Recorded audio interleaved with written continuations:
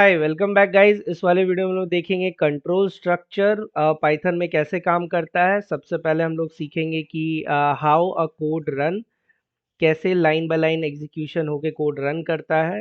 Second, control structure. And तीसरा हम लोग कंडीशनल स्टेटमेंट्स लाइक लूप, ये सारे अभी हम लोग इस वाले वीडियो में देखेंगे। तो बहुत ही सिंपल सा वीडियो होने वाला है एंड बहुत ही पॉइंट टू पॉइंट बताने वाला हूँ। So hit the like and subscribe button and guys do share this video as much as possible. So let's start. सबसे पहले हम लोग देखते हैं कि पाइथन में या किसी भी प्रोग्रामिंग लैंग्वेज में कोड रन कैसे करता है।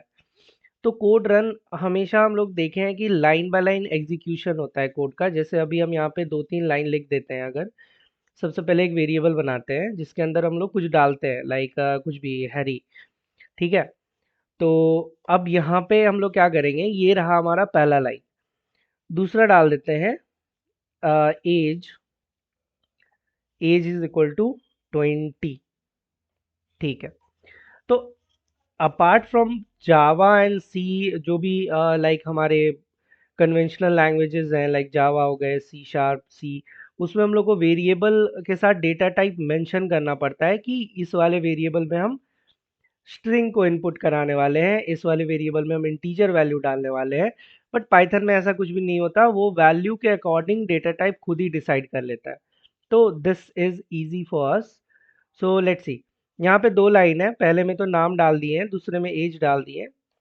कुछ और भी डाल देते हैं, जेंडर, जेंडर में हम लोग डाल देते हैं मेल, ठीक है। तो हमारे पास 3 लाइन है। तो अब जैसे ही हम प्रिंट कराएंगे ना, प्रिंट, अब प्रिंट कराते हैं। प्रिंट में सबसे पहले हम नेम करा लेते हैं, ठीक है।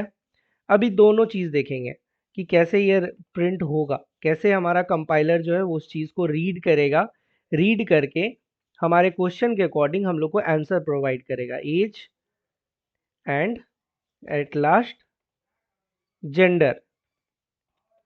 ये हो गया नॉर्मल फ्लो, कोड कैसे रन करता है। अब इस चीज़ को अगर हम सेव करके रन कराएं, अगर इस चीज़ को रन कराएं, तो तुम लोग देख रहे हो सबसे पहले तो ये वाला आ गया है, सब्सक्राइब कर दो। दूसरा, अब यहाँ से देखते हैं। सबसे पहले नेम प्रिंट हुआ क्योंकि हम नेम डाले हैं, फिर एज डाले हैं, फिर जेंडर डाले हैं, राइट। तो उसी according name, age and gender ऐसे प्रिंट हुआ। तो जब इस कोड में हम लोग रन क्लिक किए हैं, रन बटन हम लोग जैसे ही हम लोग क्लिक किए थे, तो क्या किया कंपाइलर, एक एक चीज को रीड करना स्टार्ट किया, एक एक लाइन। जैसे ये लाइन नंबर 1 2 3 4 करके टोटल 7 लाइन है, राइट। टोटल 7 लाइन है। तो ये कंपाइलर एक एक लाइन को रीड करेगा। पहले लाइन नंबर 1 को रीड किया, लाइन नंबर 1 में सीधा प्रिंट स्टेटमेंट है तो वो वहीं से प्रिंट करा दिया। फिर वो लाइन नंबर 2 पे आया, वैल्यू देखा, वेरिएबल का नाम देखा, डेटा टाइप वो समझ गया। फिर इस पे आया, इस पे आया, तो नेम, एज और जेंडर प्रिंट कराया। बट अगर हम लोग इस चीज़ को ऐसे कर देते हैं, इस चीज़ को यहाँ से उठा के सबसे पहले हम लोग एज ही प्रिंट करा लेते हैं, बाद में नाम प्रिंट कराएंगे और बाद में जेंडर। तो अभी क्या होगा ना, अभी ये रीड उस ऐसे ही करेगा, रीड ये लाइन बाय लाइन ही करेगा जैसे अभी कर रहे हैं। तो सबसे पहले हमारा एज प्रिंट हुआ, फिर नेम, फिर जेंडर, ये प्रिंट हुआ, ये हमारा आउटपुट है, ये हमारा रिजल्ट है, राइट।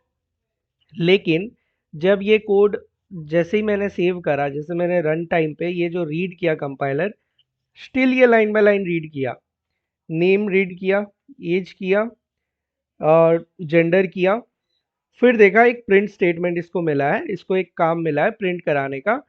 तो ये देखा एज, एज प्रिंट कराना है। तो एज ऑलरेडी स्टोर्ड है मेमोरी में ऑलरेडी। जैसे हम वेरिएबल डिक्लेयर करके उसमें वैल्यू को इनिशियलाइज कर दिए हैं, वैल्यू डाल दिए हैं वेरिएबल में, तो मेमोरी में जाके ये सेव हो चुका है। तो अब इसको मांगा कि एज को प्रिंट करा दो, तो ये एज मेमोरी से एज का वैल्यू निकाल के ये प्रिंट करा दिया, फिर नेम को, फिर जेंडर को। तो दीज आर सम सिक्वेंशियल, तुम जैसे डालोगे वैसा ही आउटपुट तुमको मिलेगा। बेसिकली प्रोग्राम ऐसे ही काम करता है। अगर तुम 10 पेज का, लाइक 10 क्लास बना दिए हो, एक पेरेंट क्लास है, बहुत सारे ऊप्स का कॉन्सेप्ट भी लगा दिए हो, फिर भी कंपाइलर लाइन बाय लाइन ही उसको रीड करके प्रिंट करेगा। वो कभी लास्ट से स्टार्ट नहीं करेगा, कभी बीच से ही कोई मेथड तुम प्रिंट कराए तो वहीं से स्टार्ट नहीं कर देता है। अकॉर्डिंग टू दी डिमांड वो लाइन बाय लाइन ही पढ़ के प्रिंट कराता है। तो ये हो गया हमारा normal how programming language work. ठीक है। लेकिन कभी कभी सिचुएशंस ऐसे आते हैं कि हमें सीक्वेंशियल नहीं चाहिए। हमें नहीं चाहिए कि लाइन बाय लाइन पढ़ के तुम कराओ। और ज़्यादातर प्रोग्रामिंग लैंग्वेज ऐसे ऑपरेट नहीं करते, लाइक डायरेक्टली वो straight forward sequence of statements को कराते चले गए। वैसे नहीं होता, कुछ कंडीशंस हमें लगाने पड़ते हैं, कभी कभी हमें चॉइसेस लेने पड़ते हैं कि नहीं ये नहीं कर सकते, अगर ये कंडीशन सेटिस्फाई हो रही है तभी वो रन करेगा, अगर नहीं हो रही है तो कुछ और रन करेगा। तो ऐसे चॉइसेस हमें लेने पड़ते हैं डिपेंडिंग ऑन दी सिचुएशन। ठीक है।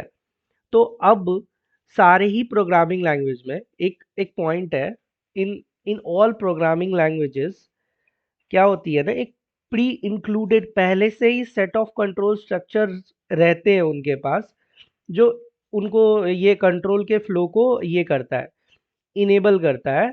और जिससे हमारा जो प्रोग्राम है वो कन्विंसेबल लगता है। तो इनके पास एक already pre defined set of क्या है, रूल्स एंड रेगुलेशंस हैं, जिसके अकॉर्डिंग ये वर्क करता है। बट यहाँ हम लोग देखने वाले हैं कि अगर हमें कुछ कंडीशंस अप्लाई करने हैं, जैसे कि अच्छा ये प्री डिफाइंड वाले का एक देख लेते हैं। अगर हम यहाँ पे बूलियन वैल्यू कोई कुछ डिक्लेयर करते हैं, तो बूलियन वैल्यू का डिफॉल्ट वैल्यू क्या आएगा, फॉल्स ही आएगा। अगर यहाँ पे कुछ तुम कुछ बूलियन बूल करके कर दो, बूल ए, ठीक है, और यहाँ पे तुम एज नहीं चाहिए, बस ए कर देते हैं एस। अरे ये खुद ही ले रहा है। तो इसका डिफ़ॉल्ट वैल्यू क्या आएगा, ये फॉल्स आएगा। ये कुछ प्री डिफाइंड रहते हैं, ठीक है। तो लेकिन अभी हम लोग देखने वाले कस्टम, जो जैसे हमें कुछ सिचुएशंस देने हुए, तो हम लोग कैसे करेंगे। तो अब देखते हैं, स्टार्ट करते हैं कंट्रोल स्ट्रक्चर में। अब कंट्रोल स्ट्रक्चर कितने टाइप का होता है, कंट्रोल स्ट्रक्चर होता है थ्री टाइप्स के। तीन टाइप के हमारे पास क्या होते हैं, कंट्रोल स्ट्रक्चर होते हैं। ठीक है। थ्री टाइप ऑफ कंट्रोल,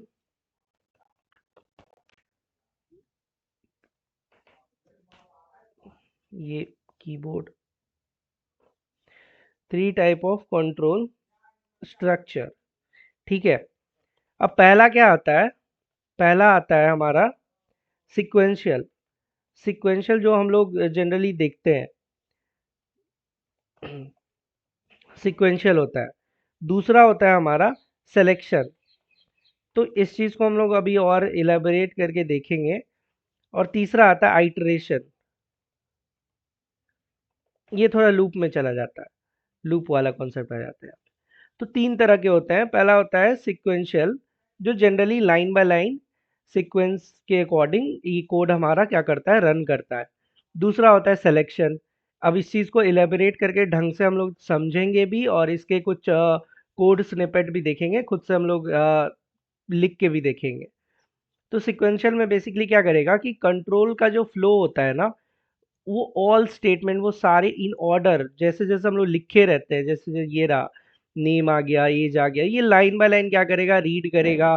फिर इसको जो पहला इसके लिए काम होगा वो करेगा, फिर दूसरा काम जो लिखा रहेगा वो करेगा। यहाँ पे बेसिकली कोई ये नहीं है, कोड कंपाइलर सारे ही चीज़ को रीड करके सीक्वेंस वाइज ये कर रहा है, जिस ऑर्डर में है उसी ऑर्डर में ये हमारा काम करके हमें दे रहा है। अब ये सिलेक्शन क्या होता है, based on some condition control का जो फ्लो होता है वो डिफरेंट सेट ऑफ स्टेटमेंट को एग्जीक्यूट कराएगा। जैसे अभी तुम बोल दो कि अगर 18 से कम एज है तो तुम्हारा ड्राइविंग लाइसेंस नहीं बनेगा। नो। अगर 18 से ज़्यादा एज है तो ड्राइविंग लाइसेंस बनेगा। तो दीज टाइप ऑफ क्वेश्चंस की सिलेक्शन में आ जाते हैं ये, कि इसमें क्या होता है ना कि दोनों अकॉर्डिंग टू द कंडीशन, दो कंडीशन है तो दोनों कंडीशन में क्या काम होगा वो दोनों हमें लिखना होता है। यस है, एबव 18 है तो ड्राइविंग लाइसेंस मिलेगा, वो वो कोड भी हमें लिखना होगा। नहीं है उस कंडीशन में क्या होगा वो भी हमें लिखना होगा। तो इस चीज़ को हम लोग करके भी देखेंगे। तो सिलेक्शन तो नाम से ही पता चलता है कि कंडीशन के अकॉर्डिंग है तो क्या होगा, नहीं है तो क्या होगा। बट है तो क्या होगा वो भी हमें लिखना पड़ता है, वो कोड भी हमें लिखना है, नहीं है तो क्या होगा, वो भी हमें लिखना पड़ता है, क्योंकि यूजर को बताना है ना, यूजर को तो आउटपुट चाहिए, रिजल्ट चाहिए। तुम कोई प्रोग्राम बनाते हो, उसमें अगर तुम जैसे जीमेल से लॉगिन करना है तुमको, तो किसी का जीमेल आईडी पासवर्ड सही है, तो तुम लॉगिन कर दोगे, तो वहां पे एक मैसेज दोगे ना यूजर को, सक्सेसफुली लॉग्ड इन, कुछ तो बताओगे ना यूजर को। अगर नहीं है, पासवर्ड गलत है या जीमेल ही गलत है, तो तुम बताओगे ना पासवर्ड इनकरेक्ट या जीमेल इनकरेक्ट, आईडी इनकरेक्ट। तो इस तरह से यूजर को हमें मैसेज देना पड़ता है, अ गुड कोडिंग प्रैक्टिस। वहां पे तुम क्या कर सकते हो, नो कंडीशन में कुछ नहीं भी डालोगे तो क्या होगा, कोड तो रन करेगा ही, तुम्हारा नो में जाएगा, दूसरे फॉल्स कंडीशन में वो जाएगा और जाके वहां पे रुक जाएगा, क्योंकि अंदर तुम कुछ कमांड डाले ही नहीं हो। तो यूजर लॉगिन नहीं कर पाएगा, लेकिन यूजर को पता भी नहीं चलेगा कि वो इशू आ कहाँ रहा है, हम लॉगिन कर क्यों नहीं पा रहे। राइट। तो ऐसे नहीं करना है हमें। तो what we will do is, just just a minute, let me